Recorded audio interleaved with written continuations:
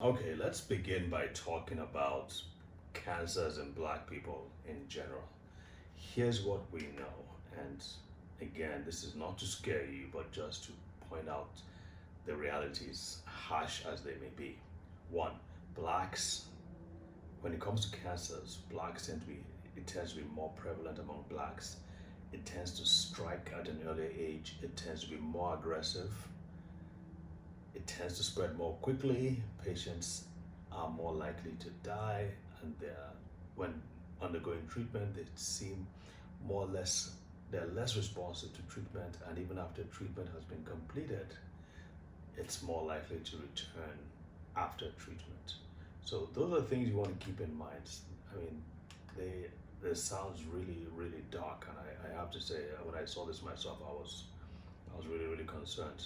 Here's some more bad news. African Americans have the highest death rate and the shortest survival of any racial and ethnic group in the US for most cancers. Black men have 40% higher cancer death rate than white men.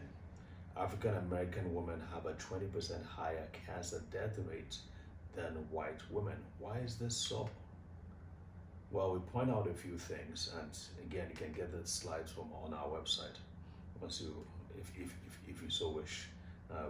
There's more information there. So let's talk about breast and prostate cancer because these seem to be the worst among black women and black men. Of course, black men have prostates, women don't have prostates. Um, the most commonly diagnosed cancers among black men, excuse me, are prostate, lung, and colon and rectum. Among black women, the most common cancers are breast cancer. So even breast cancers before lung cancers. Again, African Americans have the highest death rate and the shortest survival rate of any racial and ethnic group for in the US for most cancers. Prostate cancer. I just wanted to point out a couple of these people here so you can see, you can have an idea, just to put a face on on the disease. Creflo Dollar is a very popular preacher out of Atlanta. He was diagnosed with aggressive prostate cancer before the age of 40. Now, fortunately, he survived.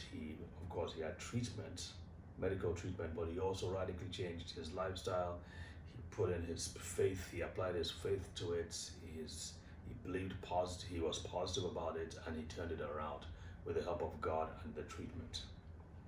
He did a drastic change to his lifestyle. Now, someone else who was also black, who also was diagnosed with aggressive prostate cancer before the age of 40, is Ben Carson. Now, in his case, he didn't have to change his lifestyle at all. He was already healthy.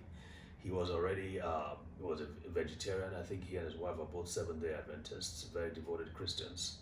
He still had prostate cancer in spite of having a really healthy lifestyle. He wasn't poor, obviously. The world famous neurosurgeon retired, but he still came out with prostate cancer. So again, this is underscoring the problem with black people in general. And like I said, I'm going to point out some things that may be important for you to know. And I'm going to say this real quick. Vitamin D is one of such factors. Vitamin D. I don't know why we're not talking about it like we should, but vitamin D, you've probably heard me talk about it before.